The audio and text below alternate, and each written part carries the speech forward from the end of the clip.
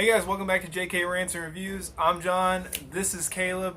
Today we're going to rank the Batman villains from 1989 all the way up to Batman vs. Superman.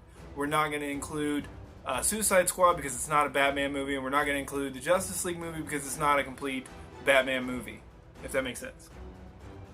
And just avoid those two movies if you can. I like Justice League. Anyway, let's start this party with a bang!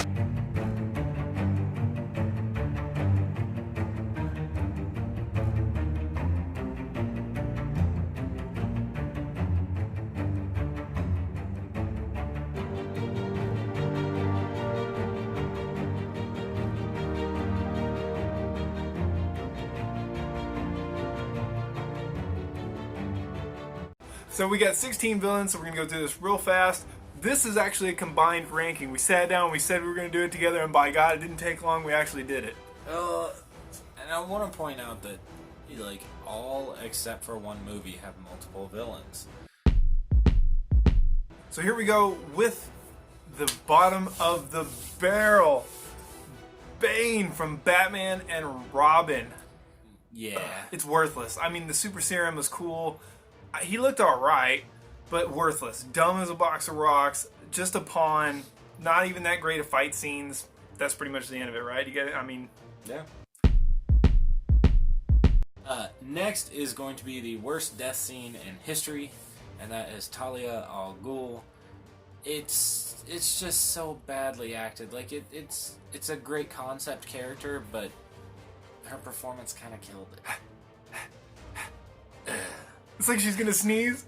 Dude, I think everybody who's seen that movie, like, the first time I saw it, it took me out of it. That scene alone, and I'm like, wait, what? She should have had She should have had a better on-screen presence. She should have had more of a love interest in Bruce Wayne. Yeah. There's a lot more history that could have been dug up. Just kind of a throwaway character. So next is Poison Ivy, also Batman and Robin. Uma Thurman did okay. I mean, the character is a cool character. It just wasn't portrayed very well. The campy atmosphere and the direction wasn't that great. The movie just wasn't that great. So she's also at the bottom of the list, third from the bottom. Doomsday. The only reason we put this kind of where it's at is, yes, Doomsday was a massive threat, but also Doomsday came into the first of a Batman film, so we knew his threat was kind of minimal. Yeah, I mean, we both agree that Batman vs. Superman is a Batman movie. It has Batman and Superman in it. Yeah. It has a lot of elements with Superman being Lex Luthor and yada yada, but we agree that it's mostly a Batman movie. He drives the story. He does. It's just, I mean, also, he's the biggest of all, well, not biggest as in star-wise, but biggest as in power-wise to all of the other villains on this list and in every other live-action Batman film. Mm-hmm. But it just... They dropped the ball on that character. Not like he's a lot, like, dialogue-driven, but it's an awesome villain that they just threw away, basically. Yeah, that's a tough one to place. Two-Face from Batman Forever. I love Tommy Lee Jones, but the direction was horrible. Like, he just overacted everything. It was goofy. His outfits are really loud. Like, I get what they were going for, and they probably got exactly what they were going for, but to me, it was a waste of Tommy Lee Jones. It was a waste of Two-Face. I mean, he totally kind of fit the time with the way he looked and the way he dressed. It just... I'd rather seen Billy D. Williams, though. I'm glad he finally reprised his role in the Lego Batman movie. I was super pumped for that. I got to meet him once at Comic-Con. Super cool dude. I would have rather seen him than Tommy Lee Jones. And I love Tommy Lee Jones. Same movie. Riddler. Jim Carrey. I mean, he defends Jim Carrey's Riddler. I'm kind of on the fence. I didn't particularly enjoy his performance as Riddler, and it's not his fault. I know when I see a Jim Carrey movie, that's Jim Carrey, and I don't have a problem with that. I actually love Jim Carrey movies, but it's just not right for the Riddler, in my opinion. The only reason I give it a little break is because it's entertaining. Like, he's sinister and, like, he's quiet about it, it's not bad. Yeah. And he's fun to watch. But yeah, it definitely could be improved on. Yeah. Oh, next. This will be the last one for Batman and Robin. Mr. Freeze, played by Arnold Schwarzenegger, should have been awesome. God, the puns. Holy God. Right before we filmed this, I actually put on in the background the YouTube video of all of his puns. And we were Holy laughing. jumping Jiminy. Cool party. Like, oh my God, I the just- Iceman it's- cometh. Like, they just kept coming. You're not sending me to the cooler. He's at least entertaining to watch because it's cringeworthy. It's one of those. But the suit was Have to look cool. away. And you had Yeah. Arnold, and he looked good. And I just feel like, it could have been great. I don't know why, but as a kid, for some reason, like the light on the teeth always made me feel like it was he was even colder. I don't know why. I Had to keep his teeth cold. Yeah, His I thought it was cool looking. And at the we talked about this too, the end scene where he comes in from the darkness and you just see the lights. That is so cool looking. They did so many things right and did so many things wrong. But he's entertaining to watch. Yeah. Next is going to be Lex Luthor Jr. He's kind of a combination of Lex Luthor and the Joker, which is why I think a lot of people hate him. But you got to remember that this is Lex Luthor Jr. He references his dad a lot. So his dad is the super genius, the maniacal, horrible father. So that is Lex Luthor that we think we know. And I think a lot of people confuse that when they watch the movie, and that's why a lot of people hate him. Not that I necessarily like this Lex Luthor, but he ranks in about the middle. He also, Jesse Eisenberg has like two modes. We were talking about this earlier. He's got how he acts with, and this is just based on personal opinion of what I've seen. He has what he acts with Zombieland, which I love. That's just fantastic. And then I feel like this version of Lex is comparable to his character in The Social Network of Mark Zuckerberg. It's not the exact same character, but it's a lot of the same technique. And I get, like we just talked about Arnold, so I get it. I've seen a lot of his interviews, and he seems extremely intelligent. And Oh, so yeah. I think that's his two modes. He can be extremely intelligent and quippy, or he can be kind of a smart aleck, goofy dude. Like, I Yeah. think he just has kind of two modes. I don't know. I like Jesse Eisenberg, and I would like to see him return, to be honest. Yeah, at the very end of Justice League, he was like, why don't we form a team of our own? I was kind of excited. Deathstroke looked pretty sweet. Scarecrow. I mean, between the Arkham games and Batman Begins, how he moves in Batman Begins, how he's portrayed, and at first I was like, this isn't gonna work. It's gonna be weird. Once I learned it was Scarecrow, I was like, I don't think we're ready for that. I don't think the CG or anything's kind of ready. But when Batman grabs Scarecrow's arm, flips around, and gives him a taste of his own fear gas, and you get to see like Batman as a bat, that is like the coolest scene ever. And it's like blood coming from his mouth or something like that. His Yeah. teeth are freaky. oh, it's so great. He's I like, love it. I love when he's like, Dr. Crane is not in right now. If you'd like to leave a message, you can see like he's completely checked out. Yeah, he's done. It's great. yeah. I love that character. He's awesome, and he's like the only villain that returns for all three movies. Lucky number 7. Oh, should have been 9 for 9 lives. Dang it. Catwoman. I am Catwoman. Hear me roar. Michelle Pfeiffer. Holy cow. Fantastic. Knocked it out of the park. Fantastic. I mean, this is the Batman film that I feel like the second Batman film that I grew up on, and her performance as Catwoman is always to me what I saw Catwoman as, Yeah. and fantastic.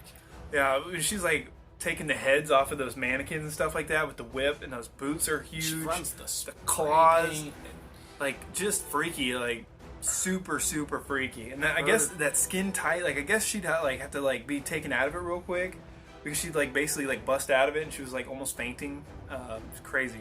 Yeah, and I mean, her transition scene, like, into what made her Catwoman is still to this day one of my favorite, like, segments. Yeah, the in falling film. through the, Yeah. the things. Wow. Yeah.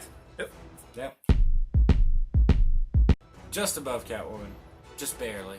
is going to be Two-Face from The Dark Knight. Aaron Eckhart. Yeah, he's a great actor. His version of Two-Face is kind of what I wanted to see anyways. Like, I feel like film and some of the cartoon and stuff like that kind of skip out on the good side of what Harvey Dent was trying to represent in certain storylines, and this kind of nailed it. And I enjoyed watching him become the villain, even though we all know the ending. Right. He got overshadowed by Heath Ledger. I mean, everybody did in that film. And the only I wish I would have seen a little bit. I wish I would have had a little bit more history of his father and the coin, and and that trauma in his background. Just a little bit more to that character. I wish I would have gotten a little bit more. I wish he would have been introduced towards the end of Begins. But other than that, I really do like Two-Face. I just wish I would have got more of him, because we got a lot of Heath Ledger, and that's great. But I wish I would have gotten a little bit more of his Two-Face. Honestly, I wish I could have got a little more of those two together. Yeah. So we're at the top 5, and this is kind of where we went back and forth with the from 2 to 4. From 2 to 4, we kind of shifted around a little bit. We did with 5 for a minute too. We did, yeah. So number 5 is Danny DeVito's Penguin from Batman Returns, 1992. Now, it's not a great representation of the character Penguin, the gentleman of crime, stuff like that. But Danny DeVito's performance is how much he gives and portrays the character he was going for is almost on the level of Heath Ledger. I mean, Heath Ledger represented the character and crushed it, but Danny DeVito took it to the next level and delivered a great performance. Tim Burton film, so keep that in mind when you look at the Penguin for this film. Tim Burton film, so he likes to create a little further of a vision than some do, and making him a literal penguin a little bit too far. But with what Danny DeVito was given, he just completely took ownership of that character. This one was really difficult to place here. Gonna be The Dark Knight Rises, Bane. So Tom Hardy is Bane. I really enjoyed him. The only thing that got me is something about Nolan films, well, the Dark Knight trilogy and voices. The first time I watched it, I didn't catch everything Bane was saying, to be honest. It took me a couple watches. And that's after they tried to fix it a lot, because when they put out the trailers, everybody was like, what's happening? Can I get subtitles? Right. But I did enjoy how big he was. I enjoyed that he was actually, like, confident enough to take down Batman. Not even confident enough, like, I'm just going to take care of business. Yeah. Like, he looks like me walking in about ready to dominate a buffet. Like, I got this. Yeah. I'm gonna get my money today. Yep, just grabbed his straps and like, all right. God dang. I love Bane. I think, okay, Tom Hardy did a great job. My biggest problem with Bane is the fact that he's not big. Like, he is eye to eye with Batman. And in a trilogy that's grounded in realism, how hard is it to get a dude that's 6'7", monster, and have Tom Hardy voice over him? Like, I mean, if you want Tom Hardy's voice, then just do that. Like, I know the mannerisms and stuff. People, you can do force perspective, like from Lord of the Rings. Just put him in a different angle. I know it's difficult, but Bane, how easy is that to get a huge dude, 6'7", just throwing Batman around like a rag doll? You didn't need to have him be in the League of Shadows. It's just frustrating. I was frustrated too that they went back to the League of Shadows, because it's like Iron Man fighting Iron Man again. It's not, get me a different villain. I struggled a little bit with that at first, but seeing with, whatever ideas they had for the future of the Joker, they kind of had to abandon. So I give a little bit of forgiveness with that. Now, when it first came out, I did not. I was hoping, like, why wouldn't you give it to, like, a dude like Tiny? Like, at the end of The Dark Knight, where he has the detonator and he tosses it out the window. That dude is, like what, 6'4" or 5" and huge. Get him jacked up a little bit and put a mask over him. That Tiny, I think, was a wrestler, right, from Friday? I think that's his name, Tiny something or other. Would have been a great Bane, in my opinion. We got Ra's al Ghul, Batman Begins. Liam Neeson, fantastic. Good delivery, good build, good history of the character. interacted really well with Batman and Bruce Wayne, Christian Bale. I mean, I really liked him. And my favorite fake out.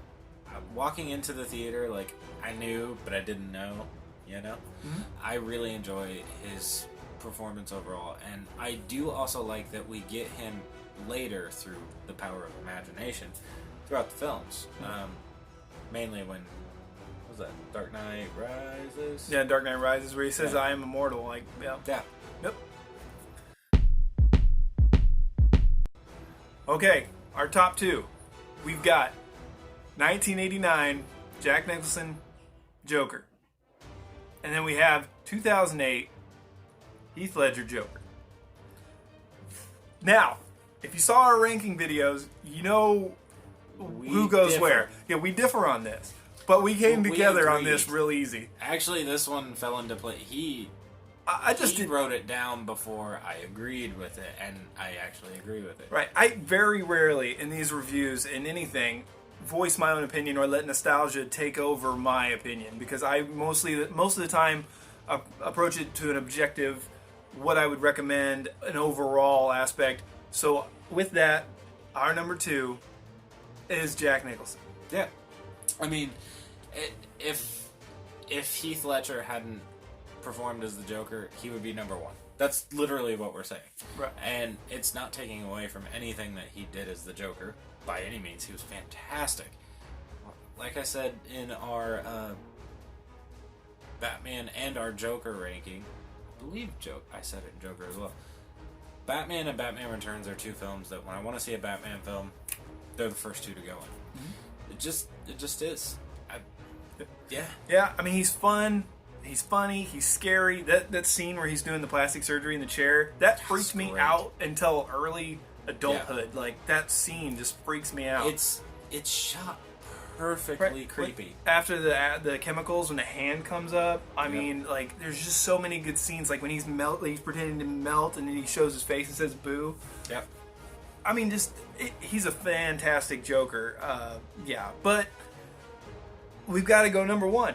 Heath Ledger. Heath Ledger.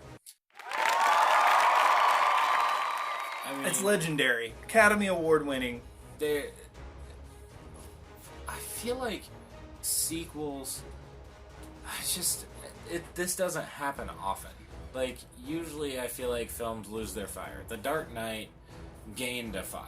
It was like, now granted, I mentioned before, Batman Begins is my personal favorite these days. But The Dark Knight is arguably a better balanced film for the average film goer. There's a reason why it held together, and Heath Ledger is the glue of that film. It's just, in this day and age, people have seen heroes come and go, and they've seen villains come and go even faster. So The Marvel Universe alone, Right. like, so many villains are just knocked through left and right. So in the history of villains, Marvel, DC, Heath Ledger's number one across the board. Now, I'm sure somebody can give me an argument for, like, Thanos. He's great. Or they can give me Loki. Loki's great. He's a great returning character. But, I mean, Heath Ledger is what everybody strives to do. Look at Jared Leto. Like, he tried to do method acting and failed. I mean, you look at Joaquin Phoenix. You don't think he had some thoughts of Heath Ledger when he was doing his Joker? And he does a great Joker. There's a lot of similarities between Joaquin Phoenix and Heath Ledger. I think that he was really grounded in what Heath Ledger did. I haven't watched any interviews or anything about it, so I'm sure that he may name drop once or twice. I could be wrong, but there's definitely a connection there. No. So, guys, sorry we didn't put in Joaquin Phoenix. Sorry we didn't put in Christopher Walken, Max Schreck. Sorry. I mean, we just focused on these super villains. Yeah. And if you look at side villains, The Dark Knight Rises alone is all the rich people. They would be number one. So let us know if you guys think we are way off. If, like, we put somebody at the bottom you think should have been more towards the top. If we were harsh on one side or the other. If you want to put together the list of 16, we'd love to see it. Yeah. Make sure and like, comment, subscribe, hit that notification bell so you can get some more R&R. Till next time, JK out.